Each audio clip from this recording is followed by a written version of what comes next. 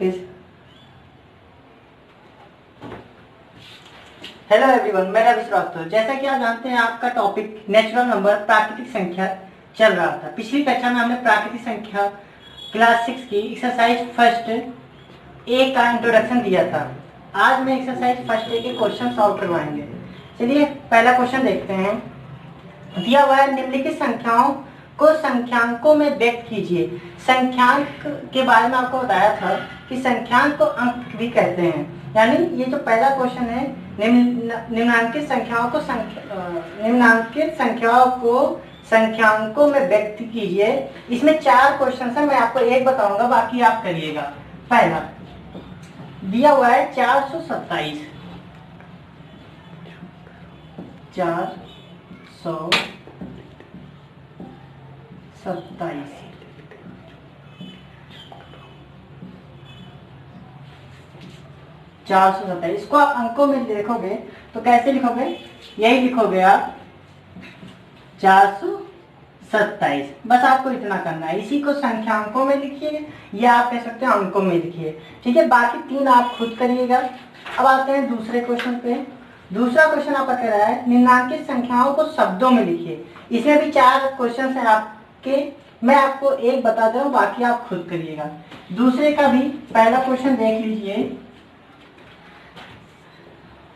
7019 यानी कि 7019। इसको आप बस ऐसे ही शब्दों में लिख देना है। 7019।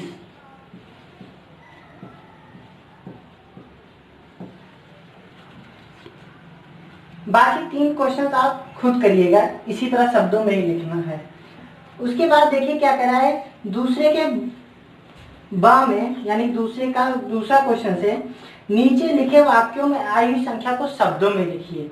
ये दिया हुआ है कि एक रिपोर्ट के अनुसार 1 ग्राम मानव मल में 100 जीवाणु अंडे, 1000 जीवाणु कोष और 10 लाख बैक्टीरिया यानी कि जीवाणु तथा 1 करोड़ वायरस विषाणु होते हैं। इसे आप कैसे लिखेंगे? सिंपल ही ऐसे लिख देंगे जैसे दिया हुआ है, शब्दों में लिखना है कि क्या बोला था, 100 जीवाणु। तो आप लिखोगे 100 जीवाणु कमा 1000 जीवाणु कोष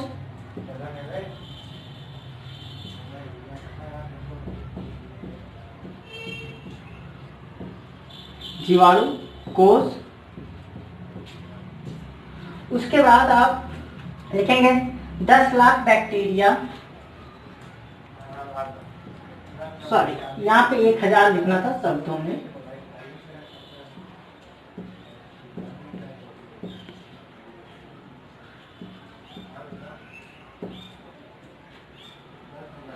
दस लाख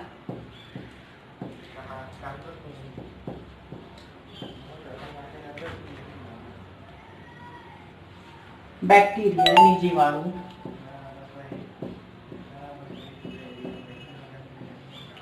और 1 करोड़ विषाणु यानी वायरस।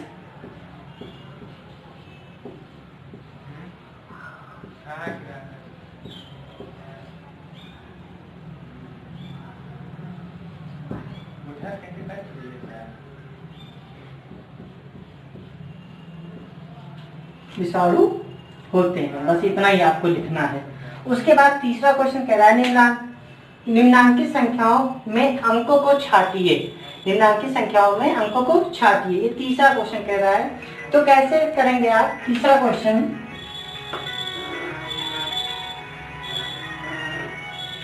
10 10 11 18 03। तो इसमें देखिए 10 में जो अंक है आपका क्या है? अंक इसमें क्या है? 1 है कामा 0 है। ठीक है, इसमें 1 कामा 0 है। फिर इसमें देखिए, इसमें केवल दोनों बार 1 ही लिखा है तो एक ही बार लिख देंगे 1, क्योंकि इसमें अंक जो है 1 ही तो है दो बार है तो भी एक ही लिखेंगे। यहाँ पे 18 है तो 1,8 एक लिख देंगे। ये 0 आपका है ये, और ये आपका 3, बस यही आपको लिखना है। ठीक। अच्छा यहाँ पे देखिए, इसको अंकों में आप ऐसे लिख सकते हो, इसके अंक अलग अलग करेंगे। जैसे 10 है तो 10, 11 है तो केवल 1, क्योंकि एक दो बार है एक ही बार लिखेंगे। 18 है तो 1,8, और यहाँ पे 0 था तो यहाँ पे ये अलग अलग संख्या है, इसको अलग अलग कर लीजिए। ठीक है, ये आप लिख दोगे। अच्छा यहाँ पे देखिए, यहाँ पे 100 जीवाणु लिखिए, आप 100 जीवाणु भी लिख सकते हैं, उससे कोई फर्क नहीं पड़ता है। ठीक है, अब हम चौथा क्वेश्चन देख रहे हैं, इसको हटा देते हैं, चौथे में देखते हैं।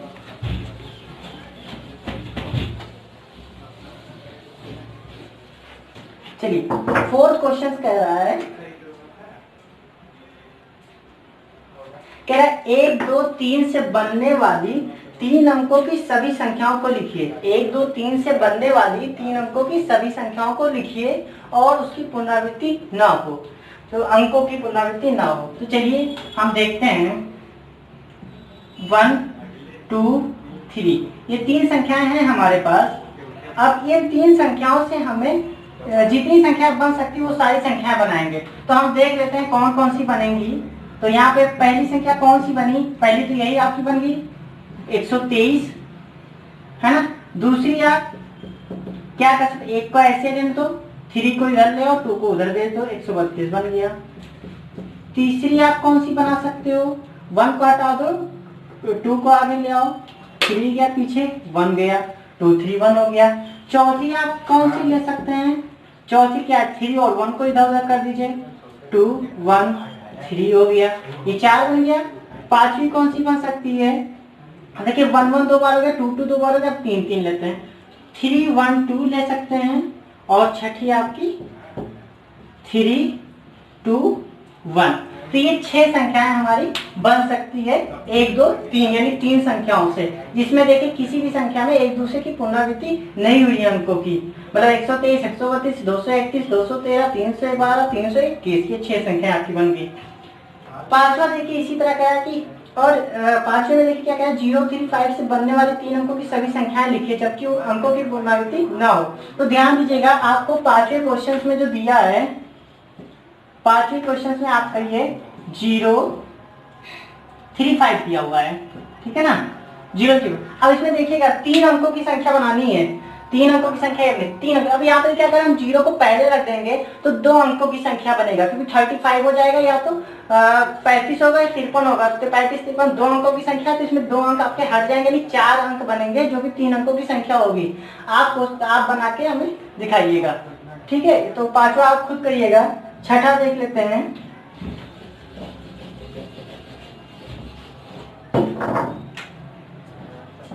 छठा देखिए 6705 से 4 अंकों की सबसे बड़ी एवं सबसे छोटी संख्या लिखिए।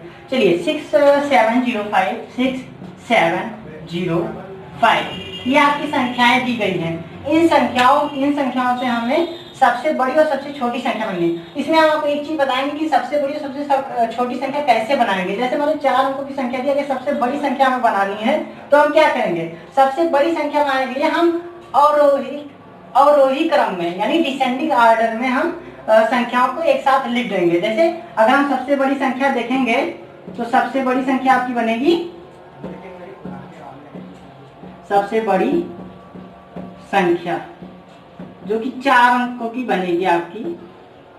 कौन है, मैंने क्या कहा था कि जितने भी अंक दिए होंगे सबको डिसेंडिंग ऑर्डर यानी अवरोही क्रम में लिख देंगे। अवरोही क्रम का मतलब घटते हुए क्रम में, यानी 7, 6, 5, 0। तो ये आपका क्या बन गया, सबसे बड़ी संख्या बन गई। ये दी गई अंकों से 4 अंकों की सबसे बड़ी संख्या बन गई। अब सबसे छोटी संख्या के लिए क्या करेंगे, सबसे छोटी, चौथा क्वेश्चन 5 अंकों की सबसे बड़ी तथा सबसे छोटी। तो आपने देखा 6705 से बनने वाली 4 अंकों की सबसे बड़ी और सबसे छोटी संख्या लिखनी थी। सबसे 4 अंकों की सबसे बड़ी संख्या 7650 है। आप चाहो तो यहाँ पे लिख भी सकते हो 4 अंकों की।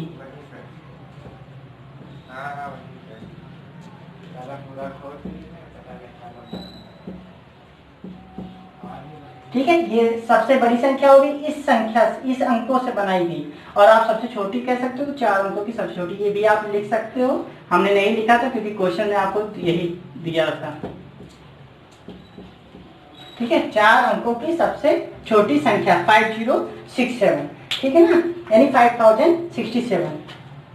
उसके बाद देखिए 7वां क्वेश्चन, जैसा कि मैंने बताया 5 अंकों की सबसे बड़ी तथा सबसे छोटी संख्या लिखिए। आप लोग लिख सकते हैं, लिखिएगा और बताइएगा। फिर कह रहा है 5231 में प्रत्येक, ये 8वां क्वेश्चन है आपका, 5231 में प्रत्येक अंक का स्थानीय मान ज्ञात कीजिए। तो हमने जब आपको बताया था पिछले लेक्चर में, उसमें बताया था कि स्थानीय मान कैसे निकालते हैं। आइए इसमें हम 7वां क्वेश्चन करते हैं स्थानीय मान निकालने के लिए।